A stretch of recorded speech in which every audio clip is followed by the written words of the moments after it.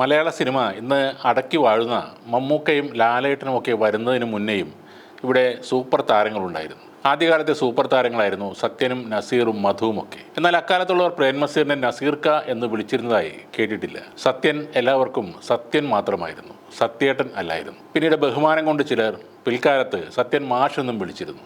മധു എന്ന നടൻ അവർക്ക് മധുവേട്ടൻ ആയിരുന്നില്ല. ബന്ധങ്ങൾക്കും പരസ്പര ബഹുമാനത്തിനും ഇന്നത്തേക്കാൾ മൂല്യം കൽപ്പിച്ചിരുന്ന ആ പഴയ കാലത്ത് അവർ തങ്ങളുടെ ജോലി ചെയ്തു. ആ ജോലി പ്രേക്ഷകർ ആസ്വദിച്ചു. അതൊന്നും ഇഷ്ടപ്പെടാത്തവർ സിനിമ എന്ന വിനോദ മാധ്യമത്തിന് പിന്നാലെ പോയതുമില്ല. സത്യൻ്റെയും നസീറിൻ്റെയും മധുവിൻ്റെയും സിനിമ എത്ര കളക്ഷൻ നേടിയെന്നോ അവരിൽ ആരാണ് കേമൻ എന്നോയുള്ള ചർച്ചകൾ പോലും അക്കാലത്ത് വളരെ കുറവായിരുന്നു. സിനിമ എന്ന വിനോദത്തിനപ്പുറത്തേക്ക് അനാവശ്യ ചിന്തകളിലേക്ക് അന്ന് ആരും പോയിരുന്നില്ല. എന്നിട്ടും അന്നും നല്ല ചിത്രങ്ങൾ ഉണ്ടായിരുന്നു. ഇന്നത്തെ സാങ്കേതിക വിദ്യകളില്ലാതെ, പണക്കൊഴുപ്പില്ലാതെ നല്ല സിനിമകൾ മലയാളത്തിലുണ്ടായി. അവർക്ക് ശേഷം വന്ന ജയനും സോമനും സുകുമാരനുമൊക്കെ ചേട്ടന്മാരായി അറിയപ്പെട്ടില്ല.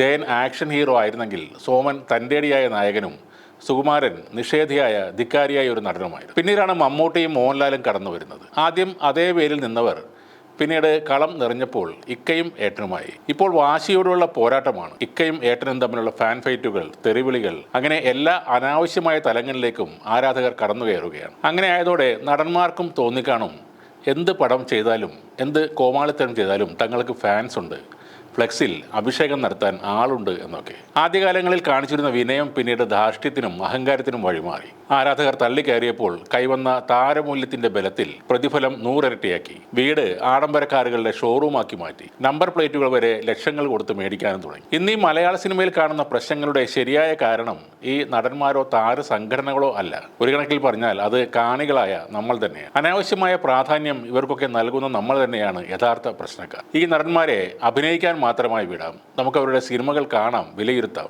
ഏട്ട എന്നും ഇക്ക എന്നും അവരുടെ ഭാര്യമാരും ബന്ധുക്കളുമൊക്കെ വിളിച്ചുകൊള്ളും. പണ്ടത്തെ സിനിമാ സെറ്റിൽ നടന്ന ഒരു സംഭവമാണ്. ഉദയം പടിഞ്ഞാറ് എന്ന മധുവിൻ്റെ ചിത്രത്തിൻ്റെ ഡബ്ബിംഗ് നടക്കുന്ന സമയത്ത് ജോലിക്കാർ ഉച്ചക്ക് ഊണ് കഴിച്ചു കൊണ്ടിരുന്നപ്പോൾ നസീറും കൂടെ മധുവും ഡബ്ബിങ്ങിന് വേണ്ടി കയറി വന്നു. അവരെ കണ്ടതും ജോലിക്കാരെല്ലാവരും എഴുന്നേറ്റ് നിന്നു. അപ്പോൾ നസീർ പറഞ്ഞത്, നിങ്ങൾ എന്തിനാണ് ഞങ്ങളെ കണ്ടപ്പോൾ ആഹാരത്തിൻ്റെ മുൻപിൽ നിന്നും എഴുന്നേറ്റത്? മനുഷ്യൻ ജോലി ചെയ്യുന്നത് ഒരു നേരത്തെ ആഹാരത്തിന് വേണ്ടിയാണ്. അത് കഴിക്കുമ്പോൾ ആരെ കണ്ടാലും എഴുന്നേൽക്കരുത്. കാരണം നിങ്ങളുടെ മുൻപിൽ ഇരിക്കുന്ന ഭക്ഷണം അത് ദൈവമാണ്, അതിന് മുകളിൽ ആരുമില്ല എന്നാണ്. ഇന്നാണെങ്കിൽ സൂപ്പർ സ്റ്റാറുകൾ വരുമ്പോൾ ബഹുമാനിക്കാത്തവൻ പിന്നീട് ഷൂട്ടിംഗ് സെറ്റ് കാണില്ല എന്നതാണ് അവസ്ഥ. ഇപ്പോൾ സ്വന്തം മേഖലയിലെ കുത്തഴിഞ്ഞ പ്രവണതകളെ തുറന്നു കാണിക്കുന്ന ഹേമ കമ്മീഷൻ റിപ്പോർട്ട് വായിക്കാനോ അതിനെക്കുറിച്ച് ഒരക്ഷരം മിണ്ടാനോ സമയമില്ലാത്ത വിധം തിരക്കിലാണ് അമ്മയിലെ അംഗങ്ങൾ. തിരക്കിന് കാരണം അവർക്ക് റിഹേഴ്സലുണ്ട്. അങ്കമാലിയിൽ വെച്ച് താരങ്ങളെല്ലാം പങ്കെടുക്കുന്ന വലിയൊരു പരിപാടി നടക്കുന്നു. ധാരാളം പരസ്യമൊക്കെ കിട്ടുന്ന പരിപാടിയാണ്. ടിക്കറ്റ് ബുക്ക് ചെയ്യാൻ എല്ലാവരോടും പറയുന്നുമുണ്ട്. കുറച്ചെങ്കിലും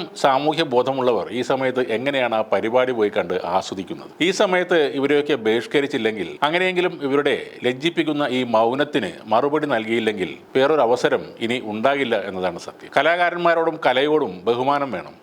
അത് ആരാധനയും കടന്ന് ഭക്തി ലെവലിലേക്ക് എത്തരുത്. സർക്കാർ ഈ വിഷയത്തിൽ ഒന്നും ചെയ്തില്ലെങ്കിലും സിനിമാ പ്രേമികൾക്ക് ചെയ്യാവുന്ന ഒരു കാര്യമാണ് ഈ പരിപാടിയുടെ ബഹിഷ്കരണം എന്നത്. അതുകൊണ്ട് കാര്യമായൊന്നും നടന്നില്ലെങ്കിലും ഒരു ചെറിയ സൂചന നൽകാനെങ്കിലും സാധിച്ചേക്കും.